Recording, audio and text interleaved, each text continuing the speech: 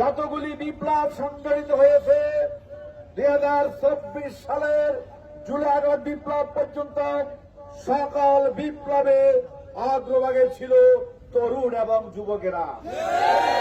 ভাইয়েরা, আমরা বলতে চাই, অন্যেরা যুবকদের হাতে মাদক তুলে দেয় আর জামাত শিবির যুবকদের হাতে কোরআন তুলে দেয়।